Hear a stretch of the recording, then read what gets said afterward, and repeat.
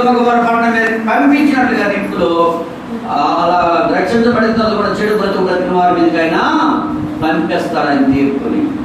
చాలా భయంకరంగా ఉంటుంది ఆయన తీర్పు. ఆయన ఎంత ప్రేమమేడో, ఎంత కరుణమేడో, ఎంత కృపమేడో, అదే సమయంలో ఆయన అంత కోపిష్టి కూడా. అర్థమైందమ్మా? దేవుడి పిల్లలు ఇబ్బంది పెట్టినా ఊరుకోడు, దేవుడి సేవలు ఇబ్బంది పెట్టినా ఊరుకోడు దేవుడు, సంఘాన్ని పాడు చేయాలని చూసినా ఊరుకోడు దేవుడు. దేవుడు బిడ్డలారా, ఇతరులకు ఒకరికి మనం ఏం చేయాలి? హెచ్చరించాలి, గద్దించాలి. వారు చెడిపోతే వారికి బుద్ధి చెప్పాలా, వారు గద్దించాలి. నేను మన అన్నాను, ఒక వ్యక్తి మీరు చెప్పినట్టున్నాను గతసారి ఒక కారణం అప్పుడప్పుడు అంటూ ఉంటాను, నేను ఎవరైనా చెడుగా ప్రవర్తిస్తుందిగా మీరు ఎలాగా చేస్తే మందిరం మానిస్తే మీ ఇంట్లో ఏ కార్యక్రమాలు జరిగినా మీ ఇంటికి రామని చెప్పేస్తున్నాను. ఎందుకంటే వారు దేవుడికి మహిమకరంగా ఉండాలి, దేవుడికి మహిమార్థమై జీవించాలి. లేదంటే దేవుడి కోపం, దేవుడి రోషం వారి మీదకి వస్తుంది, నిప్పులు గొప్ప వస్తుంది వారి మీదకి. చాలా భయంకర. చూసారా సొదొమ గొమొర్రా పట్టణం ఏం జరిగింది పరిస్థితి? గడ్డి మొలకలతో సహా ఏమైపోయాట?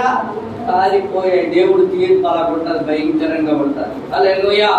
చూడండి మన దేవుడు ఎలాంటి దేవుడు. సామెత కీర్తనలో 18వ కీర్తన 8వ వచనం చదవండి. మన దేవుడు ఎలాంటి దేవుడు ఒకసారి చదవండి. దేవుడి నోటి నుండి ఏమొస్తుంది అక్కడ చదవండి. దేవుడి నోటి నుండి ఏమొస్తుంది? సామెత కీర్తనలు 18:8. క్షమించండి, కీర్తనలు 18:8. ఆయన నాసికారంధ్రముల నుండి ఏమొచ్చిందమ్మా? అదే గమ్మిన అమ్మా వాడు పొయ్యా, వాడు గొట్టమా. అది అప్పుడప్పుడు కొంతమంది ఏం చేస్తారు తెలుసా? 2 నాసికారంధ్రాల నుండి ఇట్లు పీలుస్తారు, అలా అంటాడు, ముక్కులో నుండి చెప్తాడు పొగ.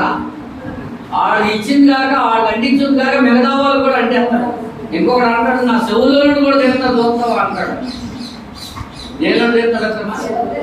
మరొకడు అంటాడు, నేను పొగ చేస్తాడు చూడు, రింగులు రింగులు రింగులు రింగులు చేస్తాడట. రింగులు రింగులు చేస్తాడట. తర్వాత గేరా గేరా తిరిగాడు, రింగులు రింగులు తీసి. ఎప్పుడమ్మా? ఆరోగ్యం పోయాక, ఊపిరితిత్తులు పాడయ్యాక, అంతా పాడయ్యాక కఫో కఫో కఫో కఫో అని రాత్రి పగలు దక్కుని అప్పుడు రింగులు రింగులు చేస్తాడు అనమాట. ఎలా చేస్తారమ్మా? రింగులు రింగులు చేస్తారట. రింగులు చెప్తుంటారు అప్పుడప్పుడు. కొంతమంది అక్క మామూలు ఉంటారు పెద్దోళ్ళు, వీళ్ళేం చేస్తారు తెలుసా? చొట్టెలకిచ్చి లోపలికి అగ్గి ఆడతారు, తోకేమో బయటకు పడుతుంటారు. అటప్ప ఏం పెడతారమ్మా? అగ్గేమో లోపలికి, తోకేమో బయటికి. మరి కొంతమంది ఏం చేస్తారు తెలుసా? అమ్మ మంచిపల్లి అయిపోతామ్మా, వద్దమ్మా వద్దమ్మా, ఒకసారి ఇవ్వమని చెప్పి ఈవిడికి కాసి మూత పెట్టి పుచ్చు పుచ్చు పుచ్చు మన ఈవిడ అంటే అట్టుండి ఆవిడ ఒక చొట్టెట్టుకొని ఆవిడ వచ్చి పుచ్చు పుచ్చు మన పెరుగుతుంది. అట్టుండి ఆవిడ ఇట్టుండి ఆవిడ అట్టుండి ఆవిడ నువ్వు పెట్టుకున్నట్టే. చూసారా ఎలాంటి పనులు చేస్తారో చొట్లో.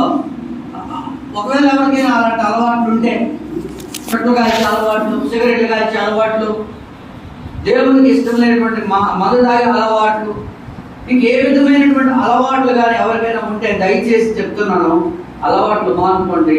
కొన్ని అనారోగ్యాల నుండి మనం తప్పించుకోగలుగుతాం. కొన్ని అనారోగ్యాలు, కొన్ని వ్యాధుల నుండి మనం ఏమవుతామమ్మా? తప్పించబడతాం. దేవునికి స్తోత్రం కలుగుతాం. వ్యవస్థను తీసుకోండి. దేవునికి స్తోత్రము కలుగుగా. హల్లెలూయా. దేవుడా, ఈ అగ్ని వేరు కానీ అసలు అగ్ని అక్కడ ఉంటుంది, నరకంలో ఉంటుంది అసలు అగ్ని. ఇక్కడ రోడ్డు మీద మనకి లోకల్లో చుట్టలు దొరుకుతాయి కానీ అక్కడ చుట్టలు దొరక. ఎక్కడేమో అగ్ని ఉండదు, కొనుక్కోవాలి. అగ్ని పెట్టి కొనుక్కోవాలా? అక్కడ ఫ్రీ అగ్ని, అక్కడ ఫ్రీ అగ్ని ఫ్రీయే. కానీ ఏముండవు కాల్చడానికి. అమ్మో బాబో అమ్మో బాబో అని ఏం చేయాలగా? అరవాల్సిందే.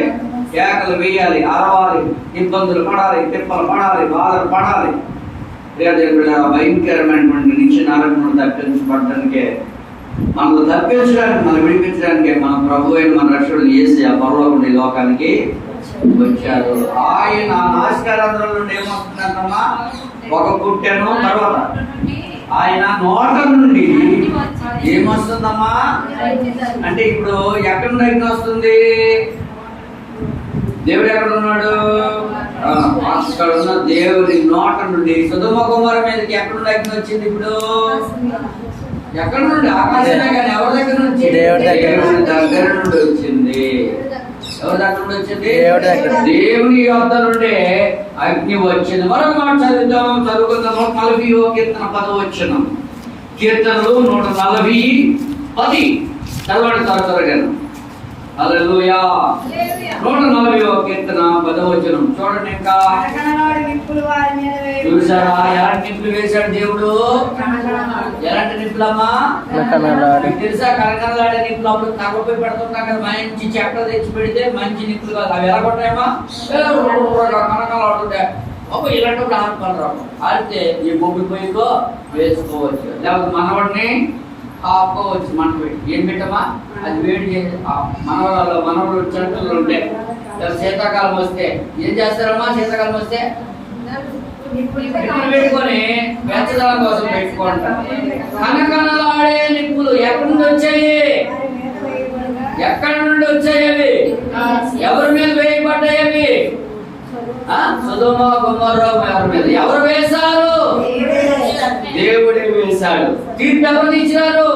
దేవుడే తీర్చాడు. వారి మాట వినలేదు, దేవుని మాటకు లోబడలేదు, ధర్మశాస్త్రం తప్పిపోయారు, దేవుని వాక్యానికి విరోధంగా బ్రతికారు, పరిశుద్ధంగా జీవించలేదు కనుక దేవుడు ఏం చేశాడంటే వారి పాపం ఈ దేవుని దృష్టిలో భయంకరంగా ఉంది కనుక, ఎక్కువైపోయింది కనుక దేవుడే ఇంకా చొరవ తీసుకొని ఆయన తీర్పు తీర్చాడు. ఎలాగంటే కనకనలాడే నిప్పులు పంపించి వారందరినీ కాల్చివేశాడు. దుష్టుల మీద దేవుని బిడ్డలారా తీర్పు తీర్చాడు. రక్షణ లేని వారి మీద రక్షణ లేని వారు, దుష్టులు, మారు మనసు లేని వారు, దేవుని భయం లేని ప్రజలు.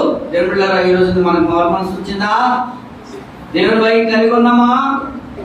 కొంతమంది రక్షించబడి మారు మనసు లేకుండా బతుకుతున్నారు. దేవుని నామానికి అవమానకరంగా దేవుని చెడ్డ పేరు తెస్తున్నారు. రక్షణ పొందుకొని కూడా అలాంటి వారు రక్షణ పొందుకోవడం మంచిదండి చెప్పాలంటే. దేవునికి మహిమకరంగా బ్రతకలేని వాళ్ళు ఎందుకండి? దేవుడు ఆరోగ్యం ఇచ్చి, కష్టపడ్డ శక్తి ఇచ్చి, బలం ఇచ్చి అన్ని చేస్తే దేవునికి మహిమకరంగా బ్రతకకుండా దేవునికి ఇష్టం లేని పనులు చేస్తూ దేవుని నామానికి అవమానకరముగా జీవిస్తున్నారు. ఒకరి వల్ల అందరికీ ఏం వస్తున్నప్పుడు చెడ్డ లేదు. ఒకరు చేసిన తప్పుల వల్ల అందరికీ చెడ్డ, అందరూ ఎలాంటి వాళ్ళని అనుకుంటారు అన్యాచులు. ఎంత బాధకరం, ఎంత విచారకరమైన పరిస్థితి. అందుకే దేవుడు అన్నాడు, దుష్టుల మీద, దుర్మార్గుల మీద, రక్షణ లేని వారి మీద, మారు మనసు లేని వారి మీద, పాపం చేస్తున్న వారి మీద ఏం చేస్తాడంటే ఆయన కనకనలాడే అగ్నిని కురిపిస్తాడు. సొదొమ గొమొర్రా మీద కురిపించాడు దేవుడు. ఆయన ఆస్కారంధ్రం నుండి ఏమొచ్చిందమ్మా? పొగ వస్తుంది. నీవు నేను ఈ రోజు బ్రతుకున్నామంటే మన ఆస్కారంధ్రాల నుండి ఏం ఊదాడైనా? బట్టి బొమ్మలు చేసి జీవవాయువు ఎలా ఊదడమ్మా? నీవు నేను బ్రతకడానికి ఇదే ఆస్కారంధ్రాల గుండా ఆయనకి ఎంత బాధ కలగకపోతే, ఎంత వేదం కలగకపోతే ఆయన ఆస్కారంధ్రాలు విభ్రావిలు వస్తాయేమో మనిషిలోకి. అప్పుడు అమ్మో ఆయులు వచ్చేస్తాయి అంటారు కదా.